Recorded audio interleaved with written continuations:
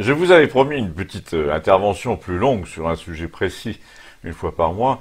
Eh bien, la voici, et j'ai pas l'impression de trahir ma tâche principale du moment, qui est l'écriture d'un livre, comme je vous l'ai dit, qui m'a obligé à m'écarter momentanément de Campagnol, puisque j'aimerais vous parler de langue française et de son usage actuel, non seulement comme vecteur de confusion quand on ne sait pas, quand on ne sait plus ce que les mots veulent dire, mais comme arme de guerre psychologique quand on essaie de dévoyer les esprits.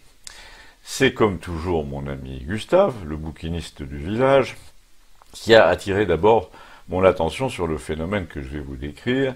Ensuite, je précise qu'il a été relayé en cela par l'ancien instituteur. Et comme l'instituteur avait l'air de me dire « Mais qu'est-ce que tu attends pour te saisir du sujet comme écrivain ?»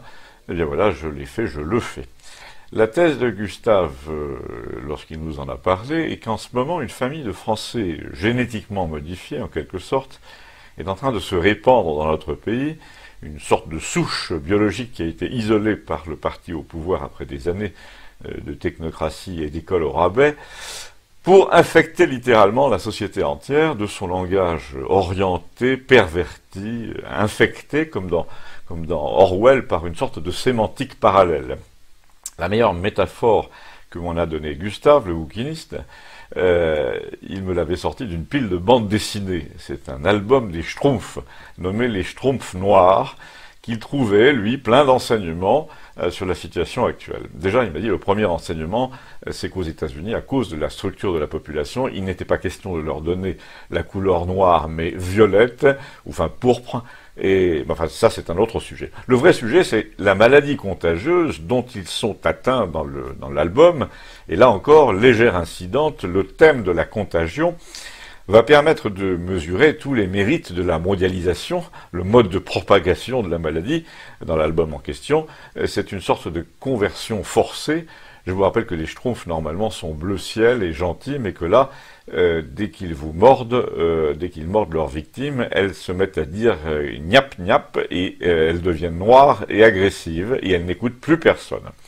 Eh bien, en ce moment, me dit Gustave, les députés du parti macronien essaient de t'infliger une morsure morale du même genre, dès qu'ils sont sur un plateau, en pratiquant un langage qui leur appartient, grâce auquel ils se reconnaissent entre eux, et dont l'instituteur ensuite m'a dit que la caractéristique première, principale, enfin du début en tout cas, c'était l'incorrection.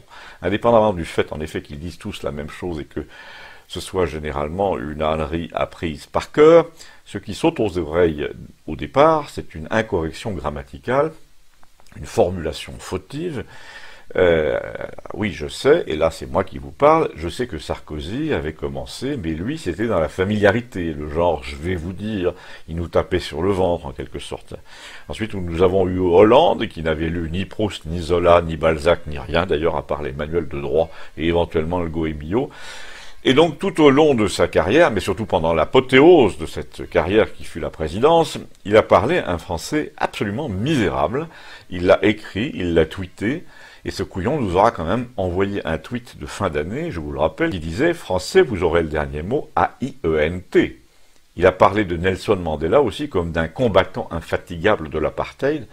Bref, il a toujours dit soit le contraire de ce qu'il voulait dire, soit un truc à côté de la plaque et de la syntaxe surtout. Ensuite, vous avez cette génération à laquelle appartient le président Macron, et dans son cas, le défaut de bonne pratique du français est encore plus grave, puisqu'on peut dire qu'en matière de langue française, il a pris des cours du soir, des cours particuliers, très jeunes, auprès de son entourage, comme vous le savez, pour pratiquer finalement les mêmes absurdités sémantiques ou grammaticales que ses prédécesseurs. Par exemple, il porte un projet, il porte une politique. Il manque terriblement de vocabulaire puisqu'il porte tout, une vision, une réforme, etc. Et puis il fait ce que font tous les jeunes gens formés par l'anglais dans leurs études. Il met l'adverbe avant. Il dit pas pour faire toujours la même chose, mais pour toujours faire la même chose. Vous allez me dire que je chipote. Oui, c'est vrai, je chipote. Le principal n'est pas là. Le principal est qu'il a en toute chose un grave problème, notre président, d'exactitude. Enfin, tout de même, voilà un type qui est capable de résumer sa satisfaction, là encore récemment, dans une déclaration pas du tout improvisée, après le prétendu accord de compromis sur les retraites, en vous disant « Il s'agit d'un compromis constructif et de responsabilité. » Hein, quoi? et de responsabilité. Mais c'est quel français ça exactement? Et ces députés, et ces ministres, ces amis, c'est pareil, quelle est leur langue maternelle à tous ces gens? Roselyne Bachelot, par exemple, ancienne ministre de la Santé, elle vous dit « L'Europe est une réunion d'États dans lequel ». Agnès Buzyn, nouvelle ministre de la Santé. Les actions sur lequel. Jacques Maire, député LaREM. Il y a pas mal d'endroits dans lequel. Castaner, ministre de l'Intérieur. L'imam en question n'est pas en responsabilité à la mosquée de Gonesse dans lequel le tueur, etc. Alors voilà qui fait bondir l'instituteur du village, et à juste titre, voilà qui nous révulse, nous, 10 fois par jour, nous qui avons été élevés dans les livres, et pas par Nintendo. Mais comme je vous le disais, il y a bien pire.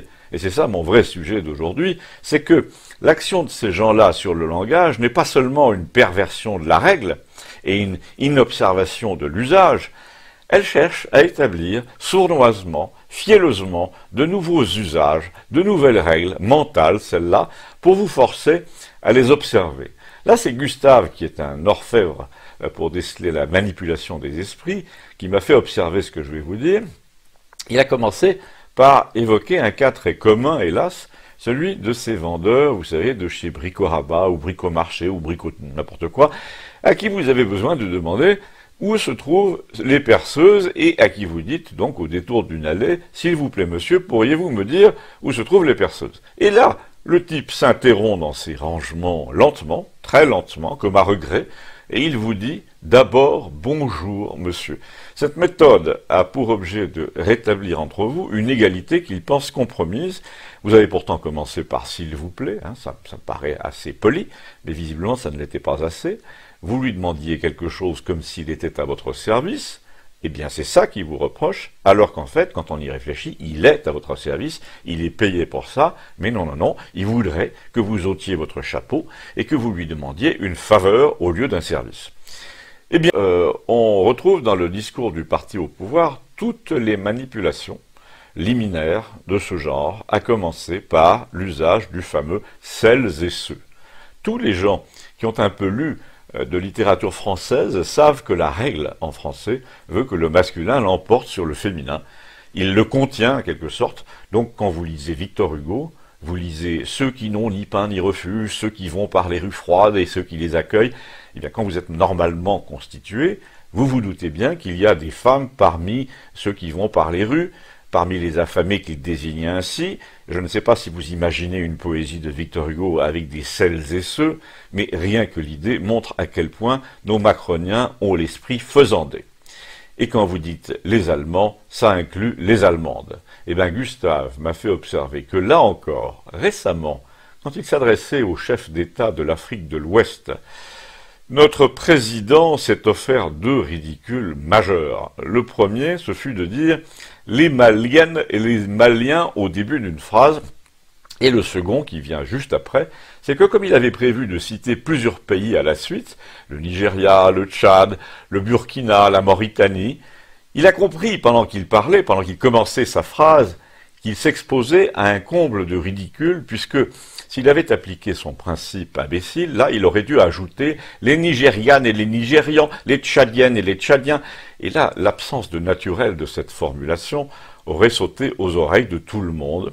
Donc, qu'a-t-il fait? Eh bien, il s'est abstenu, figurez-vous. Il a dit simplement les Nigériens, les Tchadiens, les Burkinabés, et c'est bizarre, mais tout le monde a compris que les femmes étaient incluses dans ce masculin. C'est bizarre, hein? Donc, cette formulation, celles et ceux, les femmes et les hommes, les Françaises et les Français à un moindre degré, ne revêt aucune nécessité puisqu'on peut s'en passer. Alors pourquoi notre bel ami, là, l'emploie-t-il tout le temps? Eh bien, comme le type de chez Bricorama, pour vous soumettre, pour vous obliger à vous essuyer les pieds sur le paillasson dans le discours, pour vous dire en quelque sorte de mettre les patins, pour vous obliger à passer par ses exigences à lui.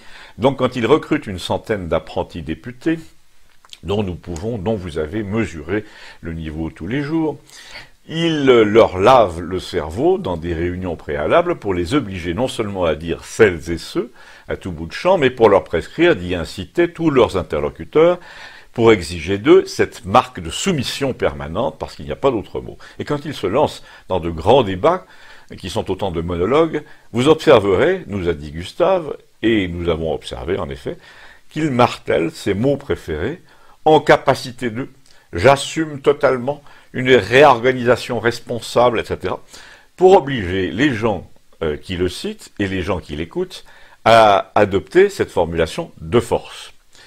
Tout le monde, et Campagnol parmi les premiers, dès le printemps 2017, bien avant son élection, a attiré votre attention sur le fameux « en même temps », qui permet de donner l'illusion qu'on a une ligne, alors qu'en fait on en a plusieurs, absolument contradictoires, et qu'on s'apprête à choisir la meilleure selon les circonstances.